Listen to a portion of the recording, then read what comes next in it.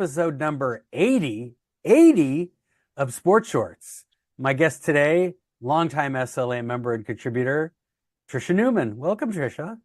Great to be here. Thanks for having me. Well, great to have you.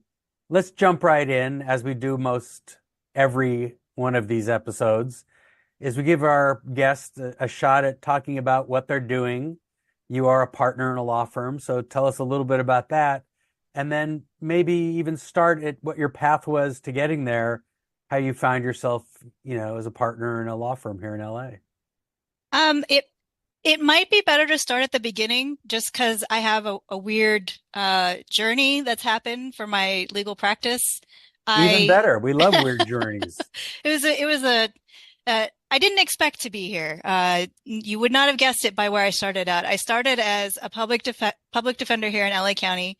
It was what I went to law school to do. It was, I'm going to retire from that job. That's where I'm going to be forever. I was there for about 4 years.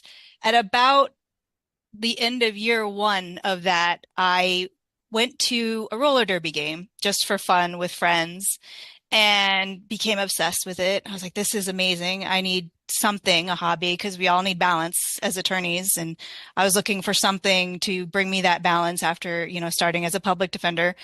And because I wanted longevity and everyone's telling you balance, work-life balance, you got to have the other thing. So I started skating with the Los Angeles Derby Dolls in a bank track roller derby.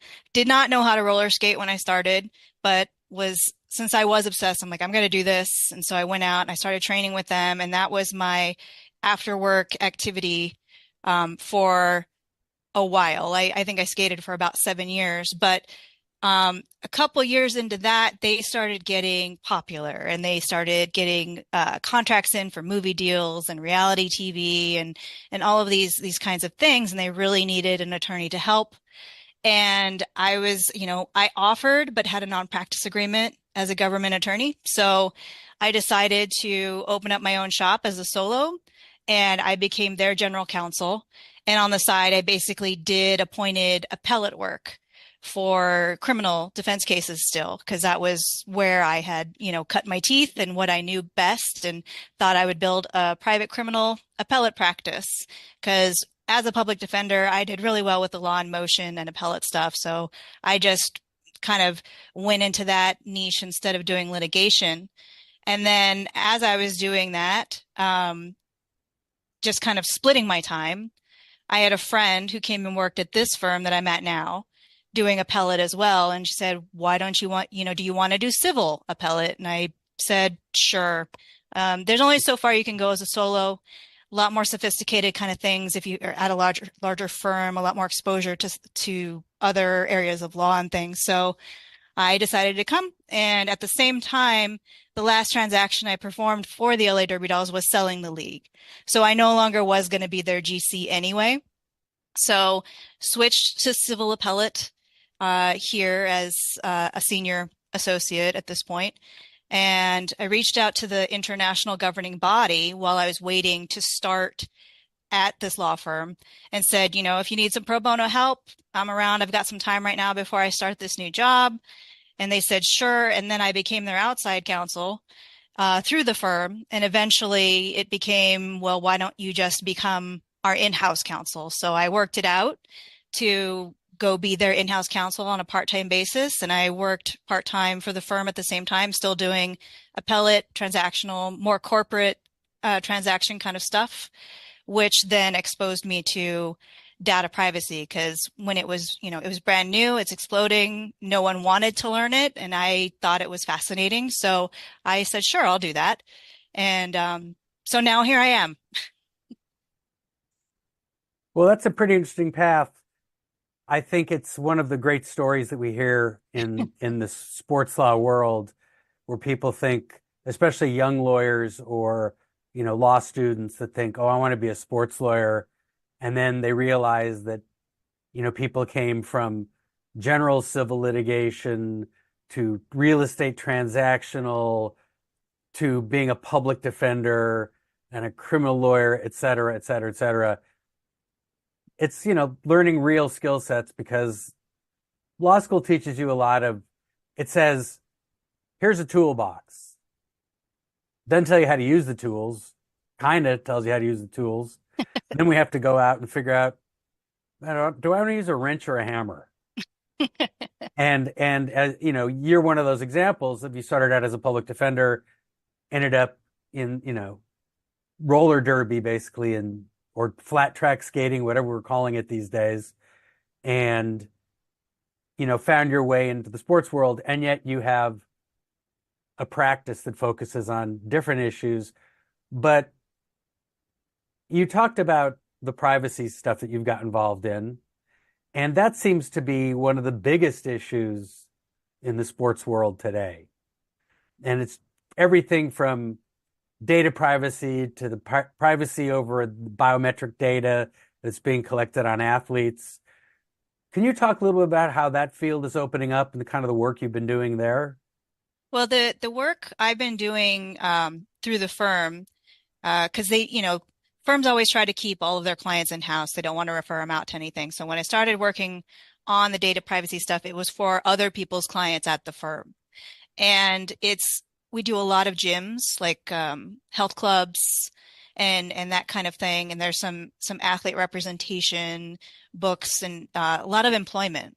Privacy deals with a lot of employment stuff. It's how are you documenting your workers? How long are you keeping those records? What are you telling people about them? All of that falls under privacy. Every single one of the things I've worked in through that entire journey has had transferable skills. So a lot of the privacy stuff has come from that employment and corporate transactional stuff that was going on, because those are additional assets. It's the same thing with athletes. Like, what are your assets? Well, it's your physiological capabilities. How fast can you run? How high can you jump? People are taking that data off of the Garmin's and the sports watches that track all of the health data. And, if you look at the O'Bannon case, where they're taking all of his stats and they're putting him into a video game character to create his character in the game, well, his likeness in the game. So all of that stuff falls under privacy. It's always been there. It's just being categorized and defined now. And it's defined in different ways in different states. And also now, hopefully federally, they'll get that done. And then also it's different in the EU. It's different in different countries. So if you have athletes that are traveling and playing in other spaces, how do you protect them? It's got to be through transactions. So if you're a really good transactional lawyer, you're going to be able to look for that stuff, but you also have to know what the terms are and how they're going to be defined in the territories that the contract governs. If I'm getting a little nerdy, let me know. No, no, no, no, no, no. We applaud the nerdiness of talking about practices. This may be a naive question, but we have all of these privacy laws, and there's lots of talks that the current United States Supreme Court could go so far as to strike down Griswold, which gave us a right to privacy. If we have statutory laws that outline privacy protections and rights, would that be affected by a court saying that there is no constitutional right to privacy? Or because it's been put in a contract, it sits outside of that sort of umbrella concept? Well, that's the big question, right? Because when you're getting into that kind of privacy, you're talking about the substantive privacy.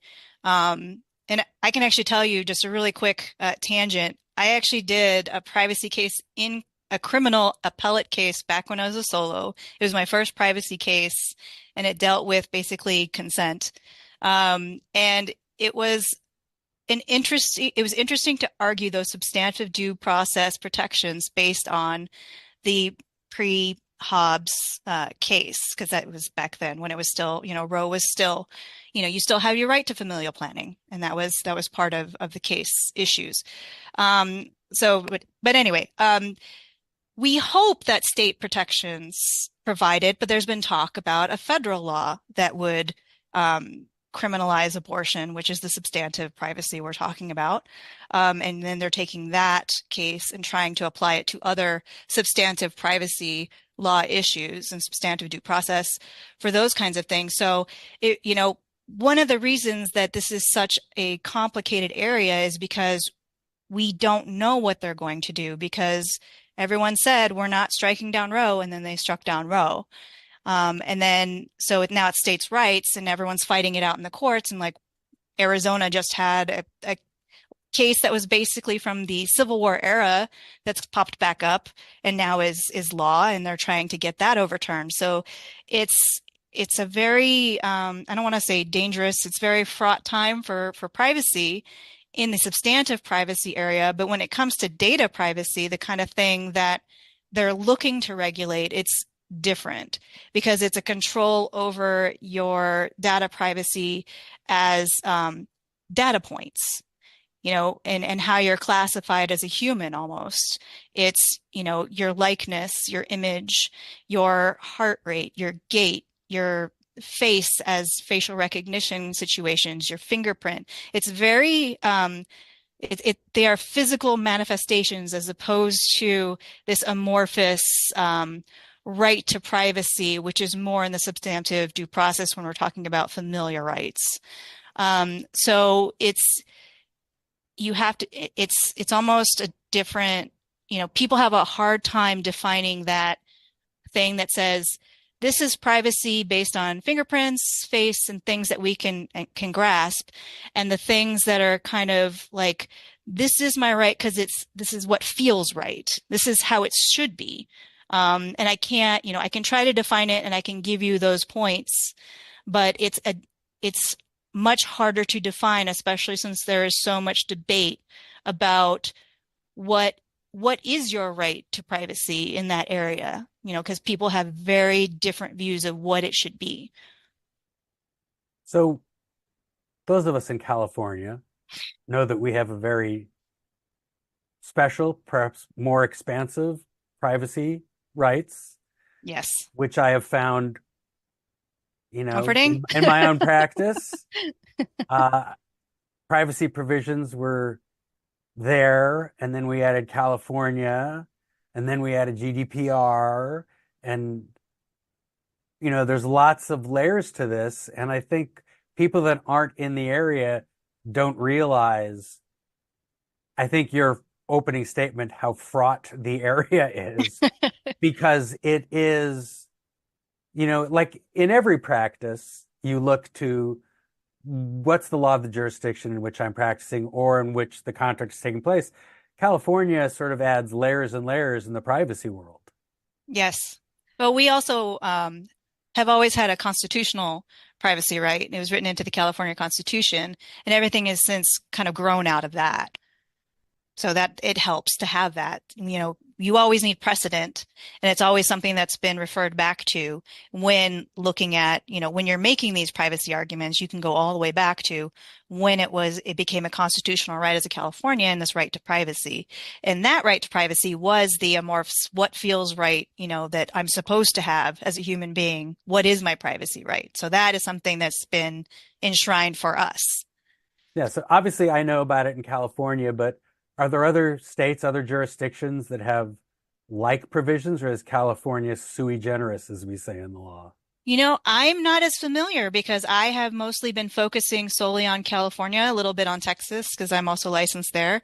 But California is the only one that I'm aware of off the top of my head. I've actually never looked into that. Yeah, I've I mean, looked I've at, never heard of it because, it's most of the work I do is based, the contracts I draft are generally all California law. So include that if I'm doing something for a website, for example.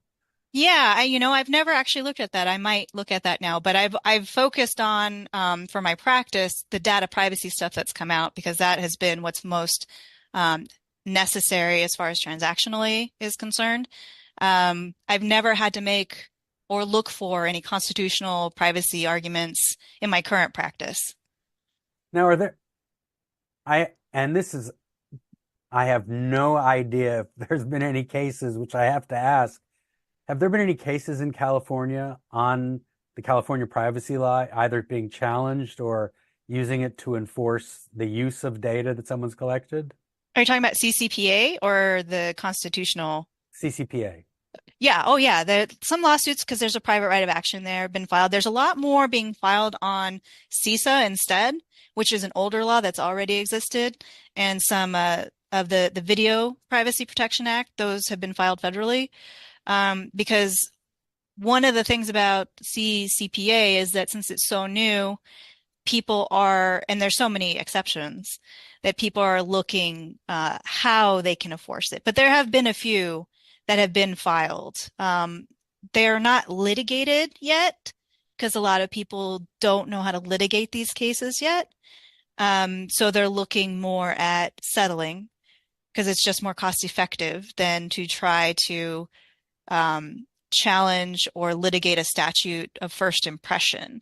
The Chamber of Commerce is doing it on behalf of, the California businesses. There was a stay back in, I think, October, and then an appellate court lifted it in March, a month before they were supposed to allow it to be effective anyway. But everyone was scrambling at that point, like, oh, the regulations are effective now. So make sure, you have your ducks in a row. But everything right now is still in development. No one is really litigating these yet.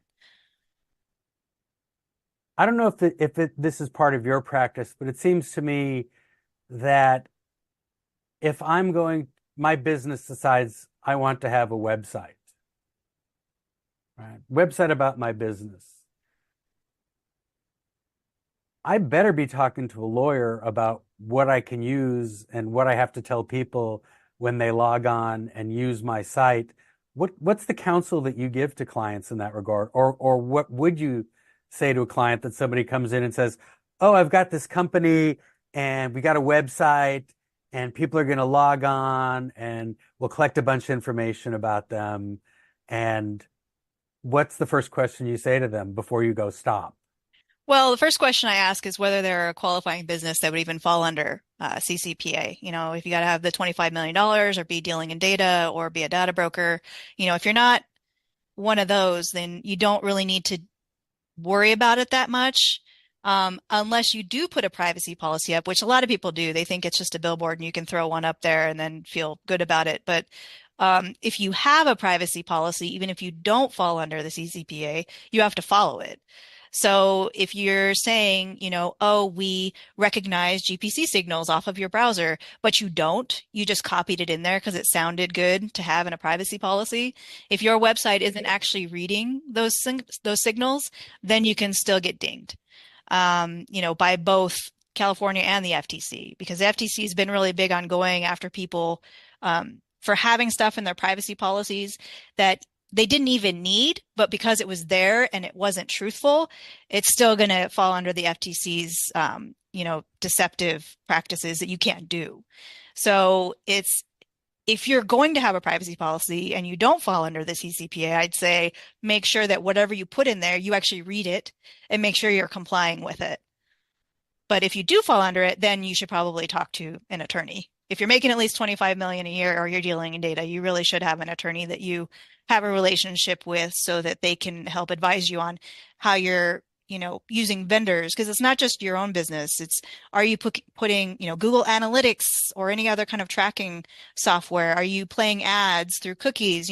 All of that stuff. Where are your customers? Do you have customers in the EU or the UK? All of those things are going to be considerations specific to your business. It's no longer just generic terms and boilerplate that you can put up on your website. You have to make sure that you're putting up stuff that accurately reflects how you operate and complying with them and staying up to date as the law changes, because this is a very rapidly changing area that you do have to keep up with. They set some compliance deadlines for these that you have a little bit of wiggle room, but sometimes they come really quick, especially if you need to completely revamp your website or how you do business. There's some lead in time. So you need to have someone or get a vendor that's going to help advise you on this kinds of stuff. It is an interesting area, and I believe that there's even now, in California, I'm pretty sure, I don't know if it's a national standard, there's a certification for privacy expertise of sorts, isn't there? Yes, I have that. I have the US one. And can you talk a little bit about what that is? Because I think Uh, people need to know about it. well, it's Certified Information Privacy Professional, CIPP.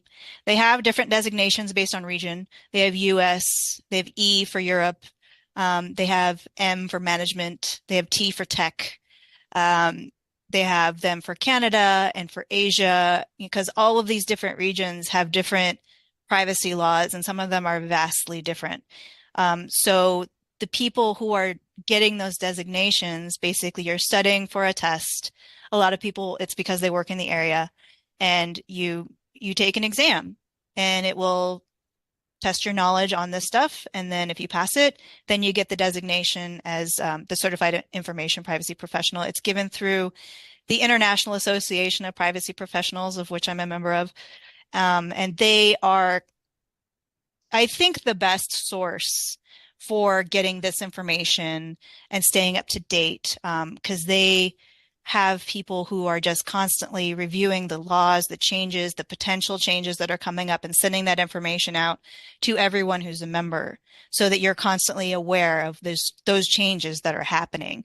And they recently, now I'm of course studying for the AI GP certified professional, because I'm also now getting into the AI because I have clients who are wanting to use chat bots and things like that on their websites as a service.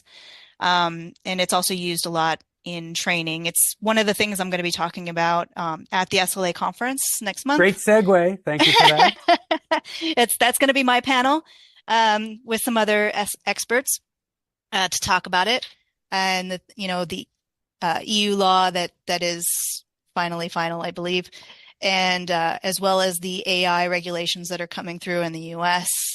It seems to be coming quicker actually than a federal privacy law, but that is hopefully I'll actually have that certification by the time I talk on it on next month. So speaking of that, the conference coming up May 9th through 11th in Baltimore. Go to sportslaw.org to register for the conference. But as such, can you give us a little 30,000-foot view of what your panel is going to be addressing? Well, we were going to talk about publicity and privacy and the AI issue that's starting to come out, because what prompted my interest in doing this talk was the deep fakes. There was one that recently came out about Taylor Swift using her image and likeness and putting it in an unflattering light, so to speak, on, I think it was Twitter. It was taken down pretty quick, but several 100,000 people saw it before it got taken down. But what are the rights of public figures with folks doing this kinds of stuff?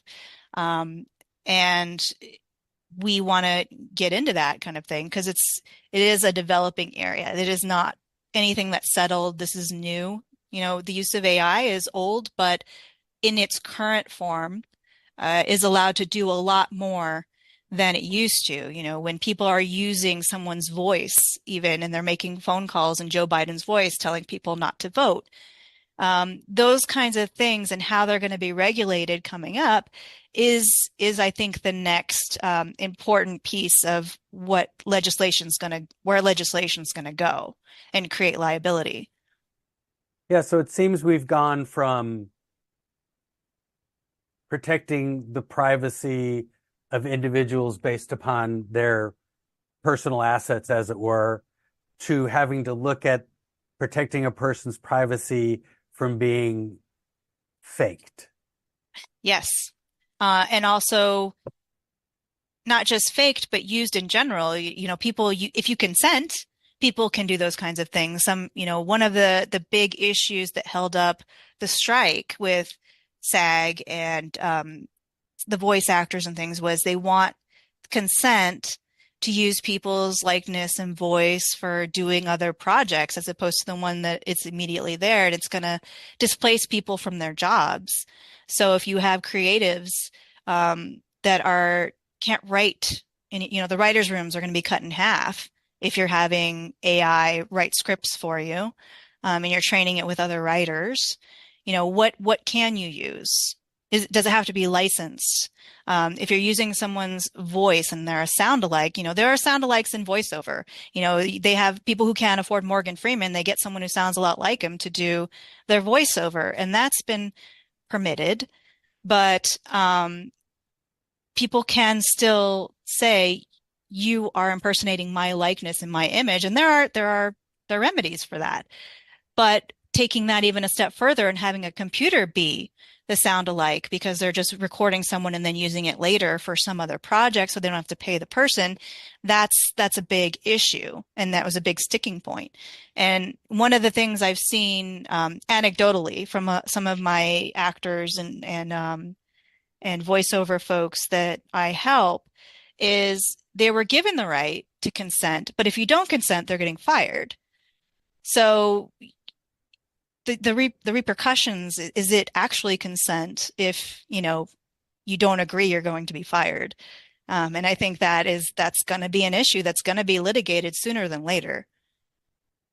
Oh, I couldn't agree with you more. I think you have a situation where the development of AI, which is whatever is more than exponential, uh, is such that I could take a sample of every one of my sports shorts broadcasts, throw my voice into a computer, and I could generate there could generate a whole speech that I You had could be nothing to do AI with. right now. Are you an AI? And that's very troubling in the creative environment. hmm And it leads to, there are certain issues that are really clear cut to my mind's eye. For example, if I do that and tie it to a commercial project, it's not me promoting this, and you didn't get my rights to promote this, and everybody thinks it's me, and that's going to be a whole crazy area of law to unravel, and I'm sure the cases are going to pop up there. But I think we're in the season, and you mentioned it, uh, in the political realm where it gets really dangerous with really significant consequences. And yet, how do you police it? And that becomes the real $6,400 trillion question. How do you Yeah, end up policing this? And are there tools out there now that could say, oh no, this was artificially created? Maybe there were, but as it gets more sophisticated, it would seem to me it's going to be more and more difficult to figure it out unless you call Bobby Hacker to the witness stand and I say, I never recorded that. I never said that. I wasn't even there. I was doing a speech over here. I couldn't have done that. Short of that, it's going to, maybe the technology is there. Maybe they're trying to figure out how to get there. But I think we're in a perilous time just to figure out what is real anymore. And that to me is terrifying. there are some technologies that help. They have AI to detect AI kind of situations. But also usually you can tell at this point. But yes, as it gets more advanced, it's going to be harder and harder. You just look at the evolution of video games and the graphics, right? If you go back to Pong, dating myself, um, to some of the the RPGs that you see now, it's 100 million, years ago when you Yeah. look at the difference. And if you look at animation, the kinds of animation that it just gets more and more lifelike, it's going to happen the same with AI. So I agree with you that, it's going to be harder and harder, which is why I think people are so quick right now with the legislation on AI. Um, you know, Again, if you're going back to what I said about privacy as a data point, and you can say, yeah, that's my likeness. Those are all of my stats. Those are very hard, that kind of thing. You can search for that stuff and probably find it. And if you're famous enough, someone's gonna, you know, text you and say, hey, I saw you on this commercial. What are you doing? Or an agent, if you have more people looking out for you, you're more protected than maybe the newbies that are starting out who don't really feel like they have a right to deny consent on using their likeness. But also there's another layer to that where it's like I didn't consent at all. And then there are going to be the people, if I look thinking about the college kids and their NIL and how much time do they have to be doing endorsements and commercials and all this kinds of stuff. And what if they're just like, you know what, I trust you, Nike, to just put me in a good light. record my voice, record my face, I'll do some mocap for you and just go make some commercials. And they make some commercials and use all of that. And they plug it in, have you virtually represented, and then you don't like it. But you weren't there, but you already consented. So when there are layers to this besides like the nefarious actors and the people that, what are the rights of attribution on that kind of thing? So, there's a lot of stuff that's going to come out of this. There's going to be so much litigation, especially with public figures, not just our athletes and actors, but political figures and influencers and other folks that this is going to apply to. There are people who are going to want to use distinctive voices and faces and in creative scripts, all of those things. Sure. Look, I've seen on the socials what appear to be ads of famous people talking about using something or buying something. And the first thing I do is I go, well, I don't see his person's name, and I definitely don't see sponsored by. And they don't last too long, but they're up there for a while. And I'm sure there's a lot of click-throughs that if, Tiger Woods is saying this, I'm going to buy whatever this is, whatever he's suggesting. And if you take a moment, you realize, A, it's not. It couldn't be. And it's not even set up. They're not even faking it enough to put in like at the top, this is a sponsored statement or something. So I think we've established one really important thing. And this is especially true for law students and young lawyers. To paraphrase the movie The Graduate, got one word for you: privacy. Yes. I And agree. I think And it's a it, boom area it for is. practitioners. Well, there's a lot of issues in it. I don't think that, I'm just going to say the clients have caught up to speed that there is an issue yet. Because especially with social media, people freely share things all the time, and think they just can. Just because they can use an AI to do this and it's not illegal, they're going to do this. I can't tell you how many people I've had to track down, when they've used a trademark or, something commercial on their commercial site to say, you can't do that. You're violating trademark. And they'd say, well, it's on social media. It's like, well, yeah, because the company itself put it out there. That doesn't mean you can take it and adapt it and say it's your own. It's not your trademark. They aren't endorsing you. Why you can't do that. So, um, the the public at large needs a lot of education in the area of what is coming down with this. And the problem is since stuff is still so unsettled, even at the legislative level, it's really hard to put that education out there. Even the people who have been in this area of law forever are just kind of like, well, we're kind of just making an educated guess, a very educated guess. But again, we don't know what how this is going to play out until it's litigated more, until we get up to the appellate courts and we get something definitive, till we get to the Supreme Court and they tell us, yes, this is, you do have a substantive privacy right to familial, relations kind of situation. Until that happens, we're gonna guess, and we're gonna go through our state courts and our lower federal courts and get their opinions on it, and then abide by that until it changes. And that's how we've all kind of had to go at this point. Well, as Tom Hanks once said, I would never want to be a lawyer because your job is doing homework. It's true. My job is And these homework. kind of areas in particular, that's you got to look around what's happening in different jurisdictions, what laws are being considered, what kind of actions are being taken. So never a boring day for Trisha Newman. No, not really. But I will say this. I mean, especially when I talk to law students at the sports lawyers events and conferences, make sure you love your practice area. I mean, it's not just working in sports, because sports law is a bunch of different practice areas. If you're doing estate planning, you're doing these data privacy, the publicity privacy. If you're doing straight transactional, trademarks, copyrights, whatever you're doing, The way I see sports law, it's like, who is your client? It's brands, athletes, and governing bodies and things in sports. It's based more on the clients than your practice area. If you hate your practice area, you're going to be miserable regardless of if it's in sports.